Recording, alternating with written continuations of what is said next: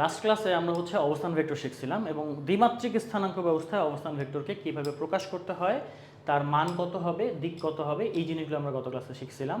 So আমি গত ক্লাসে বলছিলাম যে লাস্ট ক্লাসে বলছিলাম যে তোমাদের এই যে দিকটা, ভেক্টরের যে দিক নিয়ে কিছু কথাবার্তা আছে এবং এই যে থেটা এখানে যে লেখা আছে থেটা নিয়ে কিছু কথাবার্তা আছে, সেটা আজকে আলোচনা করব উদাহরণ দেওয়ার মাধ্যমে। খেয়াল করে দেখেন, গত ক্লাসের পরটা আমি যদি রিওয়াইন্ড করি, সেটা হচ্ছে যদি কোনো একটা বিন্দুর স্থানাঙ্ক দেয়া থাকে, বিন্দুটাকে আমি পি বিন্দু বলতেছি, যেটার স্থানাঙ্ক হচ্ছে এক্স কমা ওয়াই, সেটা ও থেকে পি পর্যন্ত যে রশ্মি চিহ্ন দ্বারা প্রকাশ করা হবে, সেই রশ্মি চিহ্নই হবে এই অবস্থান ভেক্টরটা বা পি বিন্দুর অবস্থান ভেক্টরকে নির্দেশ করবে। সেই অবস্থান ভেক্টরকে আমরা এখানে কি বলতেছি, অবস্থান ভেক্টরটাকে আমরা আর বলতেছি। তাহলে সেক্ষেত্রে এই ভেক্টরের মান হবে, এই অবস্থান ভেক্টরের মান হবে তার দৈর্ঘ্যের সমান এবং দিক হবে এক্স অক্ষের ঘড়ির কাঁটার বিপরীত দিকে যদি আমরা কোণটা নেই, তাহলে সেই কোণটা দ্বারা আমরা প্রকাশ করতে হচ্ছে সেই বিন্দুর অবস্থান। যেমন খেয়াল করে দেখেন, আর ইজ ইকুয়াল টু ওপি, মানে ওপি মানে এই ও থেকে পি পর্যন্ত যে ভেক্টরটাকে বোঝাচ্ছি সেটা হচ্ছে তার অবস্থান ভেক্টর আর। তাহলে এটা is equal two x I cap, মানে এখানে যেটা থাকবে হচ্ছে এক্সের সাথে আমরা আই ক্যাপ বসাবো আর ওয়াইয়ের সাথে আমরা জে ক্যাপ বসাবো। গত ক্লাসে আমরা এইগুলো সম্বন্ধে আলোচনা করছিলাম, কেন এক্সের সাথে আই ক্যাপ হবে, কেন ওয়াইয়ের সাথে জে ক্যাপ হবে। সেগুলো কিন্তু রেক্ট্যাঙ্গুলার ইউনিট ভেক্টর বা আয়ত একক ভেক্টর থেকে আসে।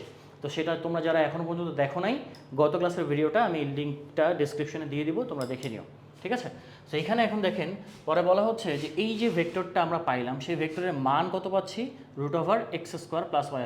সো আমার এক্স এবং ওয়াই যদি জানা থাকে, মানে হচ্ছে কার্তেসিয়ান স্থানাঙ্ক যদি জানা থাকে, তাহলে কিন্তু আমরা ভেক্টরের মান বের করে ফেলতেছি এই সেই এক্স এবং ওয়াই দিয়ে, মানে কার্তেসিয়ান স্থানাঙ্কটা দিয়ে। সিমিলারলি আমরা কিন্তু থেটা দিকও বের করে ফেলতেছি tan ইনভার্স y/x দিয়ে, মানে y আর x যদি জানা থাকে তাহলে কিন্তু আমরা থেটার ভ্যালু বের করে ফেলতেছি এবং এটাকেই আমরা কি বলতেছি বলেন তো, এটাকে আমরা কোনো একটা ভেক্টরের দিক হিসেবে প্রকাশ করতেছি।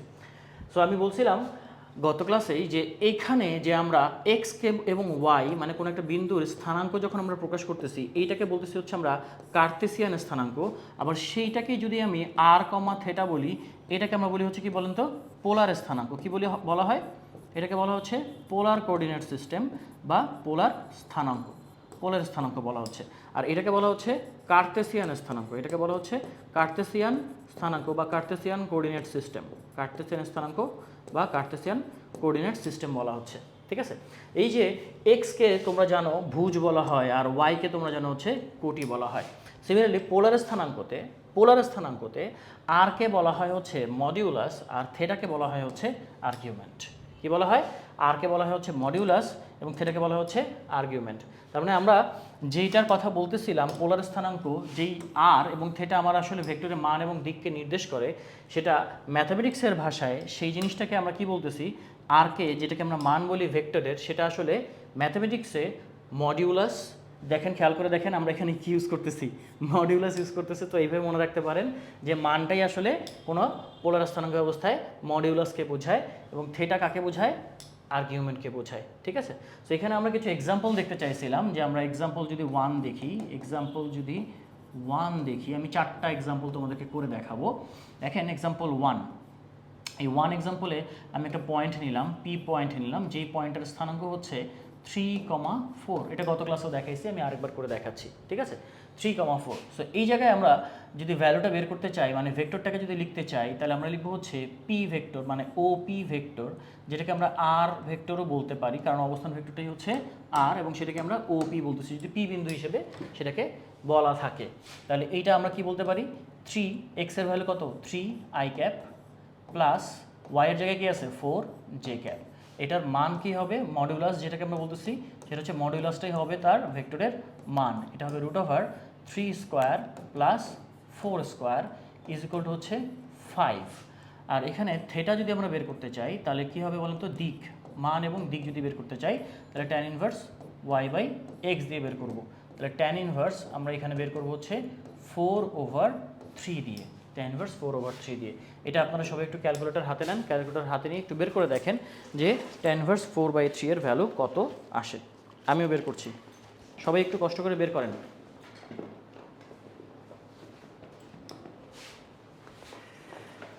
ক্যালকুলেটর পেয়ে গেছি। এখানে সবাই লিখবেন হচ্ছে, ক্যালকুলেটরে বের করবেন tan ইনভার্স 4/3 এর ভ্যালু কত আসে, হচ্ছে 53.13 ডিগ্রি, 53.13 13 ডিগ্রি থিটার ভ্যালু, ঠিক আছে। আচ্ছা এক্সাম্পল 2তে আমরা যাব, এক্সাম্পল 2 এখানে একটা বিন্দু আমরা বলতেছি পি, সেটা হচ্ছে 3, আচ্ছা -3,4, বিন্দু চেঞ্জ হয়ে গেছে না, -3,4 হয়ে গেছে না, -3,4। তাহলে দেখেন এখানে -3,4, তাহলে এই ভেক্টরটা কী হবে, ভেক্টরটা ওপি যদি প্রকাশ করি, এখানে আর ইজ ইকুয়াল টু আমরা লিখতেছি হচ্ছে ওপি, এটা হচ্ছে 3 এর জায়গায় এবার আছে কি -3, এক্স এর জায়গায় -3, তাহলে -3i cap plus 4j cap. মান যদি বের করতে চাই তাহলে মান কি হবে, √x² প্লাস y²। এক্স এর ভ্যালু কত, -3², ওয়াই এর ভ্যালু কত 4, তাহলে সেটার স্কোয়ার। এটা ক্যালকুলেট করলে আপনারা আবার 5 পাবেন। তো আমরা যদি থেটা এবার অ্যাঙ্গেলটা বের করতে চাই, তাহলে এখানে আসবে হচ্ছে tan ইনভার্স y/x, না y এর জায়গায় কত আছে 4 আছে, আর x এর জায়গায় কত আছে -3 আছে, তাহলে এখানে হচ্ছে 4 ডিভাইডেড বাই -3। ক্যালকুলেটারে চাপ দেন কত আসে দেখেন, 4 ডিভাইডেড বাই -3, এটা হচ্ছে যদি আমরা tan ইনভার্স করে দেখি তাহলে কত আসে, -53.13 ডিগ্রি, -53.13 ডিগ্রি। খেয়াল করেন এখানে আমি একটু স্পেস রাখবো, স্পেস রেখে আমি যাব হচ্ছে পরের জায়গাটাতে, আরও দুটো এক্সাম্পল আমরা দেখবো এখন, ঠিক আছে। চলেন এক্সাম্পল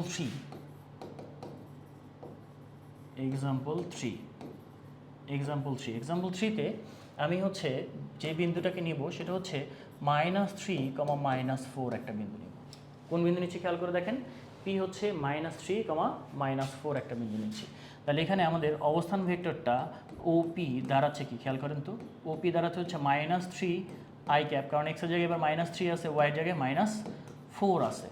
তাহলে আমরা এখানে যদি থেটা দিক বের করতে চাই তাহলে tan ইনভার্স আমরা কি বলবো বলেন তো, tan ইনভার্স বলবো হচ্ছে -4 ডিভাইডেড বাই -3, এবং আপনারা ক্যালকুলেট করলে দেখতে পাবেন এটা আসে হচ্ছে 53.13 ডিগ্রি, 53.13 ডিগ্রি আসতেছে। আচ্ছা এরপরে আসে হচ্ছে আমরা এক্সাম্পল 4-এ,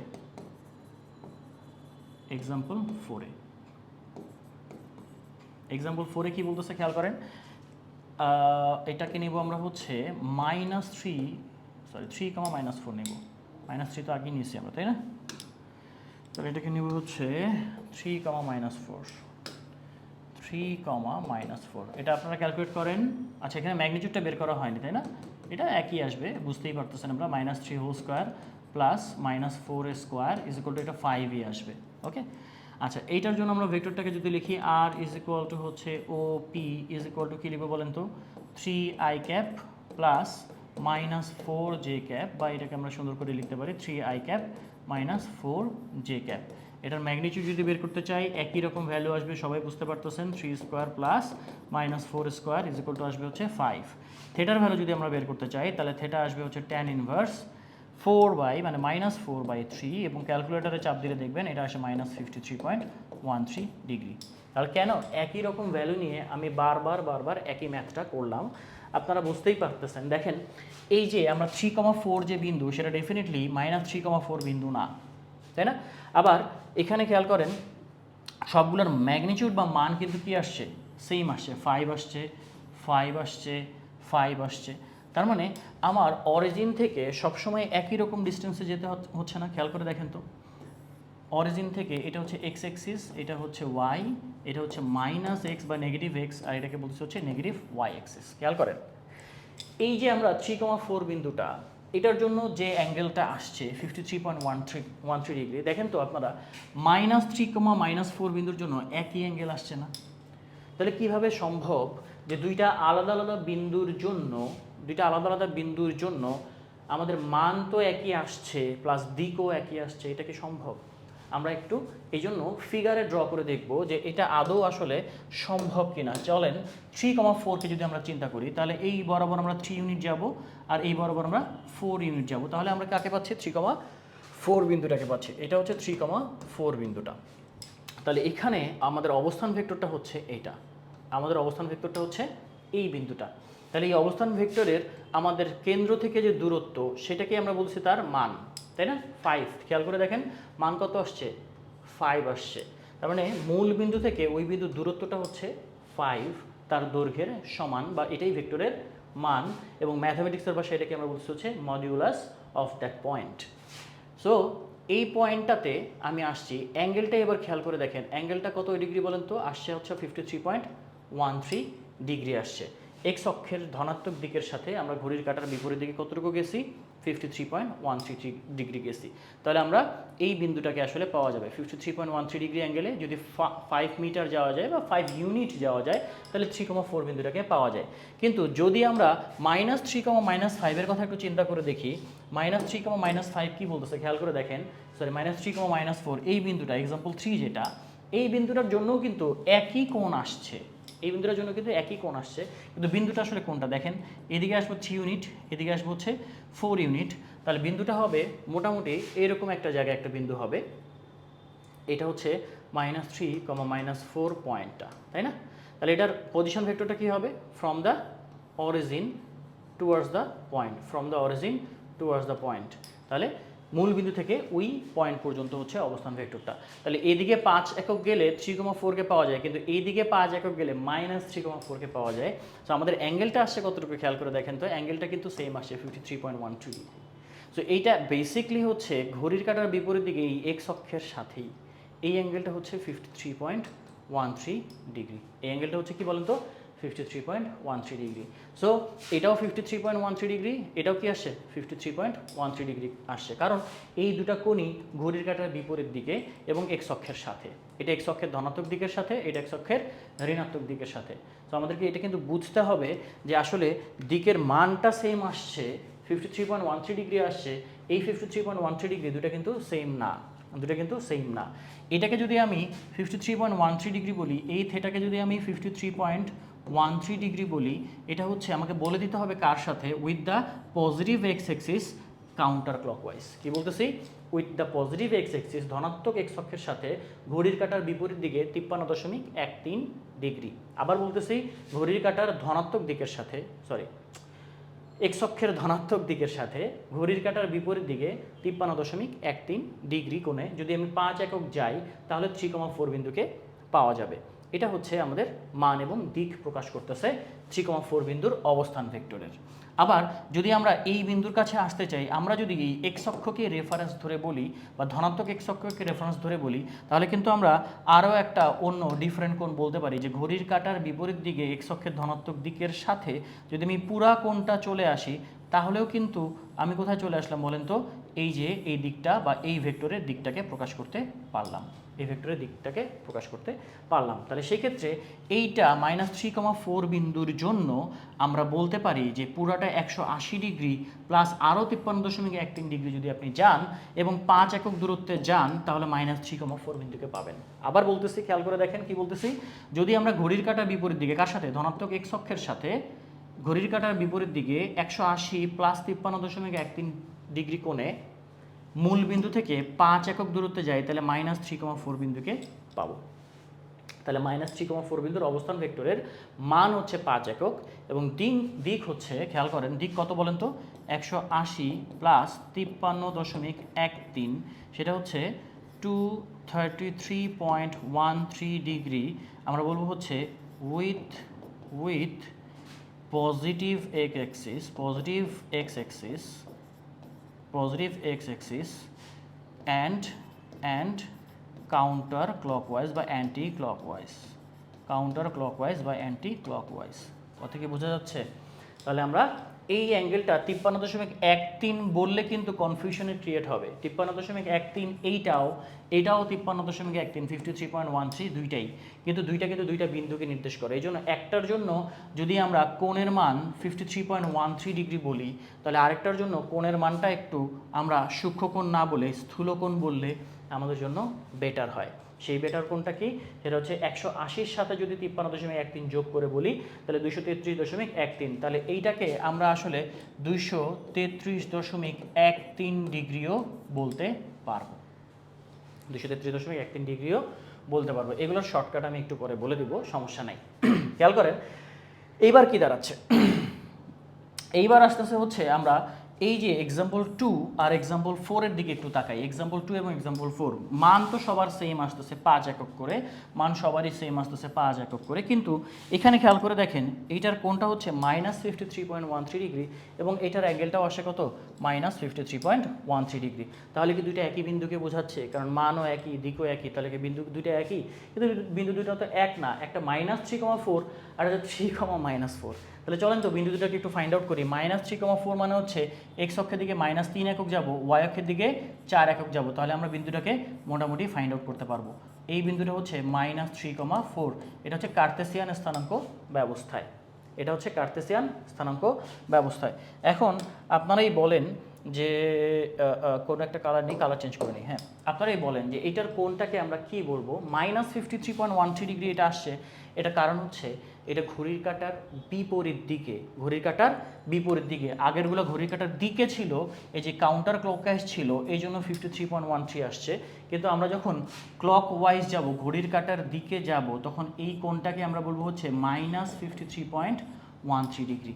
এটাকে বলবো হচ্ছে -53.13 ডিগ্রি। বাট আমরা যদি আগের মতো করে সবসময় এক্স অক্ষের ধনাত্মক দিকটাকে রেফারেন্স ধরে নিতে পারি, এক্স অক্ষের ধনাত্মক দিকটাকে আমরা রেফারেন্স ধরে নিতে পারি, তাহলে কিন্তু এখানে আমরা এই -53.13 ডিগ্রি কোণটা না বলে আমরা ধনাত্মক দিকের সাথে ঘড়ির কাঁটার বিপরীত দিকে যদি কোণটা বলে দিই, এক্স অক্ষের ধনাত্মক দিক হচ্ছে এটা, তার সাথে ঘড়ির কাঁটার বিপরীত দিকে যদি আমরা কোণটা বলে দিই, ঘড়ির কাঁটার বিপরীত দিকে কোণটা কত হবে? 180 - 53.13 না, কারণ পুরা কোণটা কত বলেন তো? 180 ডিগ্রি। পুরা কোণটা 180 ডিগ্রি, অলরেডি 53.13 ডিগ্রি এই পাশে আসে, তাহলে বাকিটুকু কত হবে বলেন তো? বাকিটুকু হবে হচ্ছে 180 - 53.13 ডিগ্রি, 180 - 53.13 ডিগ্রি। এটা ক্যালকুলেট করে দেখেন তো কত আসে? 180 - 53.13, ভ্যালুটা আসে হচ্ছে 126.87, এটার ভ্যালু আসে হচ্ছে 126.87 ডিগ্রি। তাহলে আমরা কিন্তু আগের মতো করে দেখেন, 1 নম্বর এক্সাম্পলে 53.13 ডিগ্রি এটা ছিল হচ্ছে ঘড়ির কাঁটার বিপরীত দিকে, ঠিক আছে? 2 নম্বর এক্সাম্পলে আমরা কি পাচ্ছি? -53.13 ডিগ্রি, যদিও এটা ঘড়ির কাঁটার দিকে, এই কারণে মাইনাস আসছে, কিন্তু এই অ্যাঙ্গেলটাকে যদি আমরা কি বলতে পারি 126.87, এবং এইভাবে যদি বলি যে with positive x axis and counter clockwise, মানে হচ্ছে ধনাত্মক এক্স অক্ষের সাথে ঘড়ির কাঁটার বিপরীত দিকে কত কোণ উৎপন্ন করে, ধনাত্মক এক্স অক্ষের সাথে ঘড়ির কাঁটার বিপরীত দিকে কত কোণ উৎপন্ন করে? 126.87। তার মানে 1 নম্বর এক্সাম্পলেও আমরা ঘড়ির কাঁটার বিপরীত দিকে বলছি এক্স অক্ষের ধনাত্মক দিকের সাথে, সেটা 53.13 ডিগ্রি। আর এই 2 নম্বর সমস্যায় আমরা বলবো ঘড়ির কাঁটার বিপরীত দিকে এক্স অক্ষের ধনাত্মক দিকের সাথে, ধনাত্মক দিকের সাথে এক্স অক্ষের ধনাত্মক দিকের সাথে ঘড়ির কাঁটার বিপরীত দিকে কত কোণ বলবো? 126.87 ডিগ্রি কোণ বলবো। আর যদি আমরা 4 নম্বর প্রবলেমে চলে যাই, 3 নম্বর প্রবলেমও কিন্তু আমরা কি করছি? ঘড়ির কাঁটার বিপরীত দিকে, কার সাথে? এক্স অক্ষের ধনাত্মক দিকের সাথে ঘড়ির কাঁটার বিপরীত দিকেই কোণটা বলছি, সেই কোণটা কত আসছিল আমাদের? খেয়াল করে দেখেন 133.13 ডিগ্রি আসছিল, সরি 233.13 ডিগ্রি আসছিল। সেটা কি করছিলাম? ওই এক্স অক্ষের ধনাত্মক দিকের সাথে ঘড়ির কাঁটার বিপরীত দিকে আমরা কি করছিলাম? হিসাব করছিলাম যে কোণটা কত আসে, সেটা হচ্ছে আলাদা একটা বিন্দুকে নির্দেশ করে, আলাদা একটা কোণকে নির্দেশ করে, আর একটা আলাদা একটা অবস্থান ভেক্টরকে নির্দেশ করে। এবার যদি যাই হচ্ছে 3,-4, তাহলে আমরা যাব হচ্ছে 3 ইউনিট, এদিকে যাব হচ্ছে 4 ইউনিট। তাহলে এই যে এটা হচ্ছে আমাদের কি বলেন তো? আমি একটু কালারটা চেঞ্জ করে নিই, কোন কালার নেওয়া যায়? এই কালারটা নিই। এই কালারটা কি বলতেছে দেখেন, এই যে অবস্থান ভেক্টরটা, এটা কোন বিন্দুর অবস্থান ভেক্টর? এটা হচ্ছে 3,-4 বিন্দুর অবস্থান ভেক্টর। কোন বিন্দুর অবস্থান ভেক্টর? 3,-4 বিন্দুর অবস্থান ভেক্টর। তাহলে আমরা এখানে এই বিন্দুটার অবস্থান ভেক্টরটা পেয়ে যাচ্ছি। এখন এইখানে অ্যাঙ্গেলটা কত আসে? মান তো 5ই আছে, অ্যাঙ্গেলটা আসে -53.13 ডিগ্রি। মাইনাস আসার কারণ কি বুঝতেই পারতেছেন, এতক্ষণ আপনারা ধরে ফেলছেন এটা ঘড়ির কাঁটার দিকে আছে, এই জন্য আসছে হচ্ছে -53.13 ডিগ্রি, -53.13 ডিগ্রি ঘড়ির কাঁটার দিকে হওয়ার কারণে, ঘড়ি এইভাবে ঘুরে, তাহলে ঘড়ির কাঁটার দিকে হওয়ার কারণে কার সাথে? এক্স অক্ষের ধনাত্মক দিকের সাথেই আছে। যদি আমরা এই অ্যাঙ্গেলটাকে ওইভাবে বলতে চাই, তাহলে আমরা আগের মতো করে, আগের স্টাইলে এক্স অক্ষের ধনাত্মক দিকের সাথে ঘড়ির কাঁটার বিপরীত দিকে এই পুরা কোণটাকে নিতে পারি, এক্স অক্ষের ধনাত্মক দিকের সাথে ঘড়ির কাঁটার বিপরীত দিকে এই পুরা কোণটাকে নিতে পারি, তাই না? এই পুরা কোণটাকে নিতে পারি। তাহলে এই পুরা কোণটা কতটুকু হবে খেয়াল করেন, আমরা যদি পুরাটা ঘুরে আসতাম, পুরাটা এখান থেকে স্টার্ট করে এই পর্যন্ত ঘুরে আসতাম, তাহলে কতটুকু হইতো? 360 ডিগ্রি। কিন্তু 360 ডিগ্রি থেকে আবার এইদিকে আসছি কত? 53.13 ডিগ্রি। তাহলে আমরা এখানে বলতে পারি অ্যাঙ্গেলটা থেটা ইজ ইকুয়াল টু হবে 360 360 থেকে 53.13 বাদ দেন, তাহলে কত থাকে? 352.87, তাই না? নাকি ভুল বলতেছি? এত হবে না, ভুলই বলছি। এটা আসে হচ্ছে 306.87, 306.87, ঠিক আছে? তাহলে এখানে আমরা বসাবো হচ্ছে এই অ্যাঙ্গেলটা না বসায় আমরা বসাতে পারি 306.87। এইবার খেয়াল করে দেখেন প্রত্যেকটা কোণ আলাদা আলাদা আসছে এবং প্রত্যেকটা বিন্দু তাহলে আলাদা আলাদা। কারণ দেখেন যখন 3,4 বিন্দু তখন কোণ আসছে 53.13 ডিগ্রি, যখন -3,4 বিন্দু -3,4 বিন্দু এই বিন্দুটা তখন কোণ আসছে 126.87 ডিগ্রি। এবার কিন্তু 53.13 ডিগ্রি আসে নাই। এবার যদি আমরা বলি হচ্ছে -3,4 বিন্দু -3,-4 বিন্দু, মানে এই বিন্দুটা -3,-4 বিন্দু, তার জন্য কোনটা বলেন তো? ঘড়ির কাঁটার বিপরীত দিকে এক্স অক্ষের ধনাত্মক দিকের সাথে এই পুরা কোণটা, সেই কোণটা কত আসছে?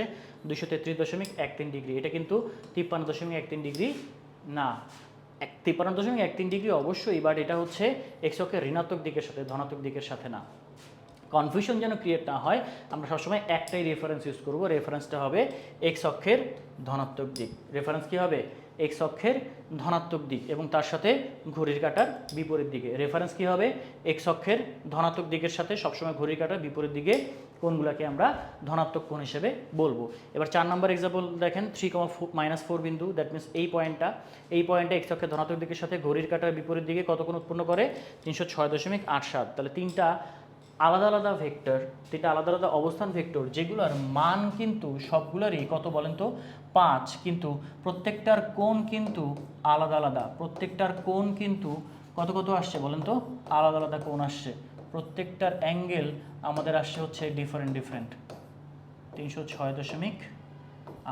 খেয়াল করেন, এইবার কিন্তু বোঝা যাচ্ছে তিনটা আলাদা আলাদা বিন্দুকে বোঝাচ্ছে, চারটা আলাদা আলাদা বিন্দুকে বোঝাচ্ছে। 53.13 ডিগ্রি 5 একক গেলে আমি এই বিন্দুকে পাবো। 126.87 ডিগ্রি 5 একক গেলে ঘড়ির কাঁটার বিপরীত দিকে আমি পাবো -3,4 কে। ঘড়ির কাঁটার বিপরীত দিকে এক্স অক্ষের ধনাত্মক দিকের সাথে 233.13 ডিগ্রি কোণে 5 একক গেলে পাবো এই বিন্দুকে 307.87 ডিগ্রি কোণে ঘড়ির কাঁটার বিপরীত দিকে এক্স অক্ষের ধনাত্মক দিকের সাথে। যদি আমি 5 একক যাই তাহলে পাবো হচ্ছে 3,-4 বিন্দুকে।